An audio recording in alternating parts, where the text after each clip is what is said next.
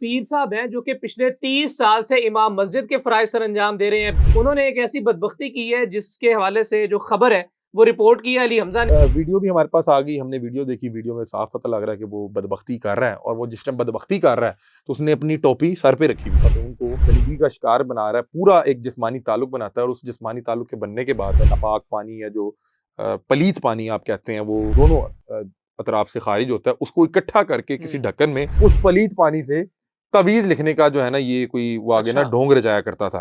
ये काम अगर करवाना चाहते हैं ना, तो ये तवीज़ नापाक पानी से लिखना पड़ेगा, और फिर कुछ लोगों का कहना है कि ज़ेरे नाफ तवीज़ रखना पड़ेगा। उस लड़की के साथ जब ये जिस्मानी ताल्लुक बना रहा था, उसका भाई दूसरे कमरे में बाहर बैठा हुआ। ये खातून अपने भाई की को फरियाद लेके गई, फिर उसका अपना भी कोई मामला होगा। मैं जब उसे हवालात में मिला हूँ, हल्फिया कह रहा हूँ, उसने 8 से 10 11 लड़कियां अपने मुंह से मानी है। बकर के इलाके के अंदर एक पीर साहब हैं जो कि पिछले 30 साल से इमाम मस्जिद के फ़राइज़ सर अंजाम दे रहे हैं। बेहतरीन क़िराअत, उनके बच्चे भी दरसो तदरीस के शोबे से वाबस्ता।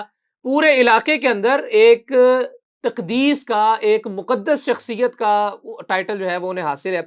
उन्होंने एक ऐसी बदबख्ती की है जिसके हवाले से जो खबर है वो रिपोर्ट की है अली हमजा ने, और उनका जो प्रोग्राम है वो भी आपने लाहौर पूछता है कि उन्वान से देखा होगा सोशल मीडिया के ऊपर।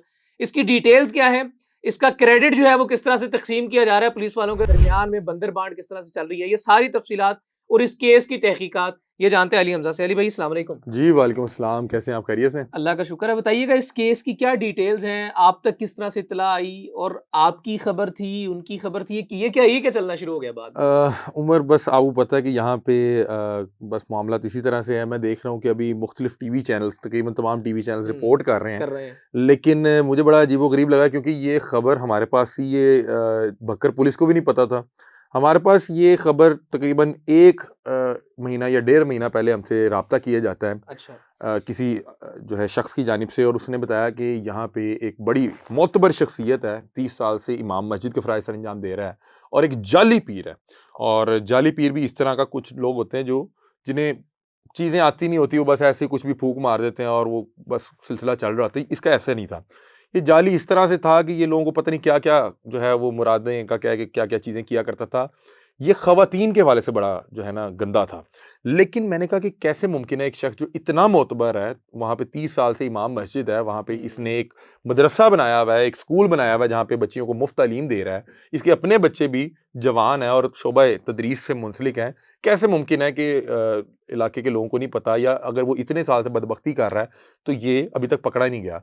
तो उन साहब ने मुझे कहा कि हमारे पास एक विक्टिम है, और विक्टिम ने जब उसे पता लग गया कि ये बदबख्त इंसान उसको कोई भी लालच या मुराद और इस तरह की उसकी कोई ख्वाहिश पूरी करने का लालच देके उसको जो है जिस्मानी तौर पे इस्तेमाल कर रहा था, अपनी जिनसी लिज़्ज़त पूरी कर रहा था और उसका जिस्मानी इस्तेहसाल कर रहा था। जब उसको पता लग गया कि ये बदबख्त इंसान है और ये उसके साथ जो है बेगैरती कर रहा है, तो उस खातून ने बड़ी हिम्मत करते हुए इसके बदबख्ती करते हुए कि कुछ चीज़ें जो है रिकॉर्ड कर रही हैं। अच्छा।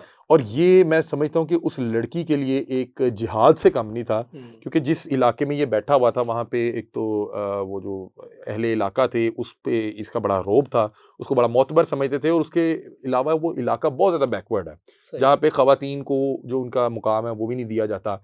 और वहाँ पे अगर किसी को ये पता लग जाए कि कोई खातून ने इमाम मस्जिद के हवाले से कोई बात कह दी, या कोई इस तरह के खातून पे कोई इल्ज़ाम लग जाए, तो उसके लिए बहरहाल मौत ही उसके सामने खड़ी है। तो उसने बहरहाल अपनी ज़िंदगी और मौत की जंग लड़ते हुए इस बदबख्त इंसान को एक्सपोज़ करने का फ़ैसला किया।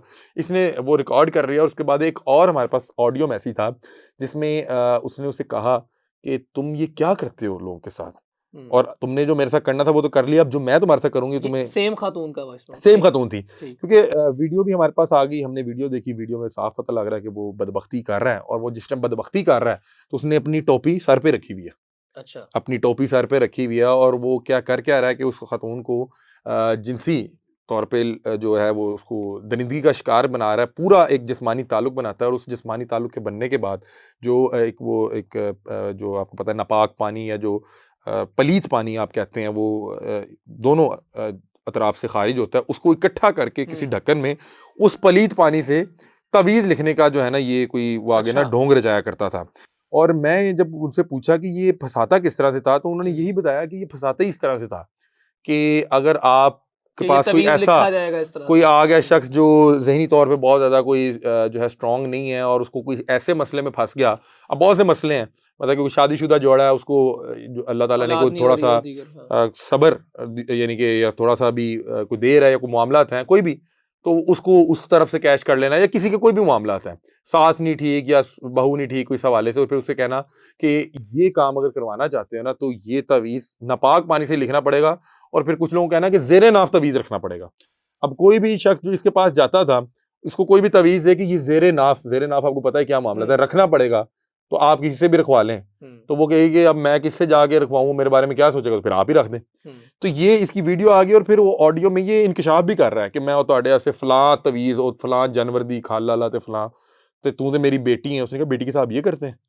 इसको नहीं पता था कि इसकी बकायदा तौर पर बदबख्ती रिकॉर्ड हो चुकी अच्छा, है। उसने लड़की ने वीडियो भी बनाई, लड़की ने ऑडियोज भी इसकी रिकॉर्ड कर ली, वीडियो कॉल वगैरह पे जब भी, और एक सोर्स के जरिए से आप तक हमारे तक आ गई, हमारे तक। अब आप गए कब और ये सारा मामला हमने ना फिर इस चीज को पकड़ा कैसे इसको इंश्योर किया, इस चीज को क्रॉस चेक किया कि कहीं हमें कोई इस्तेमाल ना कर रहा हो, किसी का कोई जाती मसला ना हो, हमें कोई इस्तेमाल कर रहा हो।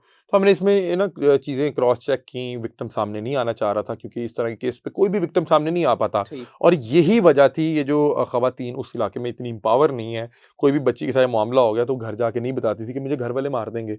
इसी वजह से ये अब तक चलता आ रहा था। उस बच्ची को हमने एतमाद में लिया, उसने चीज़ें कुछ शेयर की, फिर हमने इसको जो है अहले इलाका से वहाँ पे क्रॉस चेक किया, और फिर हमें पता लगा कि जो भक्कर का इलाका है, ये असल में भक्कर से तकरीबन 100 किलोमीटर दूर खुशाब की सरहद शेरगढ़ का इलाका वहाँ पे मौजूद था। और वहाँ पे हमने जब लोगों से पता करवाया तो हमें पता लगा कि वहाँ पे अहले इलाका में से कुछ 50% लोग इसी से कुरान पढ़ना सीखे हैं।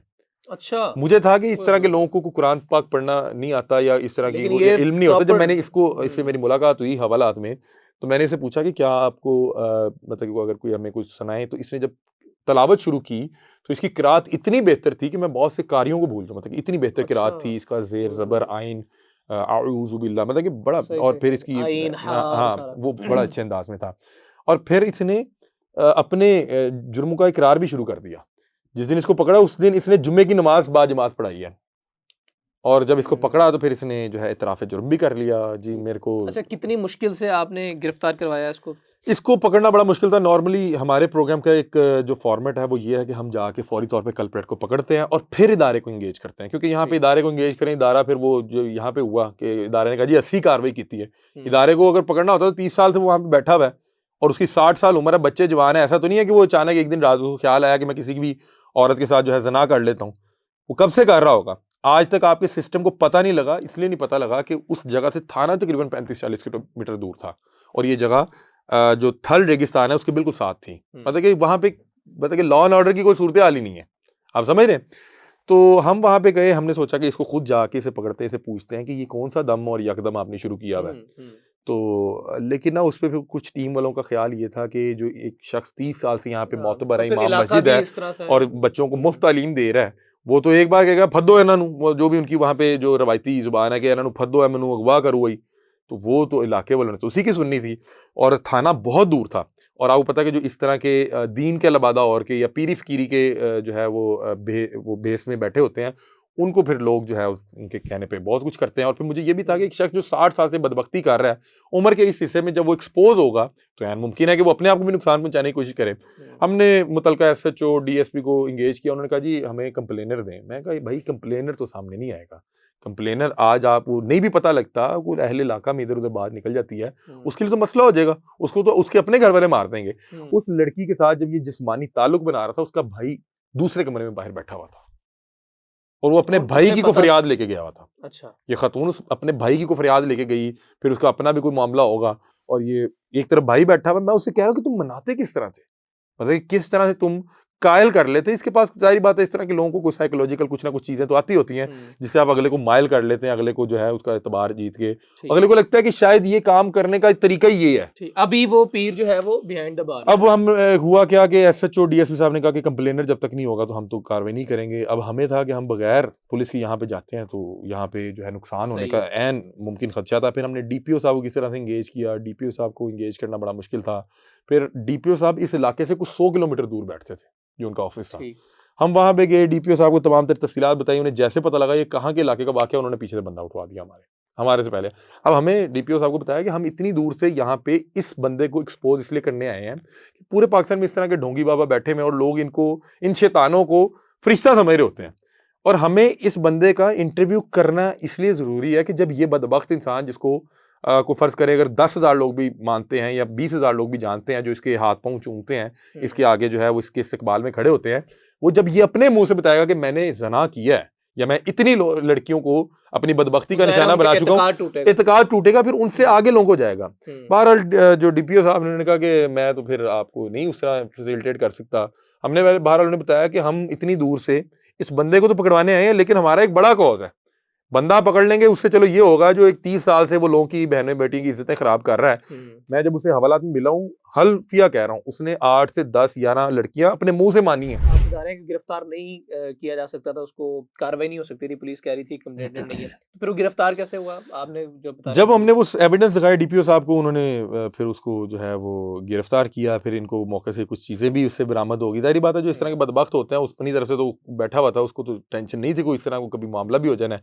और फिर डीपीओ साहब ने उसको फौरी तौर पे, और अब सुने कि पुलिस ने उसको जाके भी कैसे गिरफ्तार किया। पुलिस बता रहे हैं कि हम अपने डाले पे नहीं गए, हमने भी अपने, वो एक लेडी कांस्टेबल थी, उनको एक सिविल में भेजा कि जी हम दम करवाने हैं, इस अंदाज में उसको फिर वहाँ से किस तरह ट्रैप करके गिरफ्तार किया गया।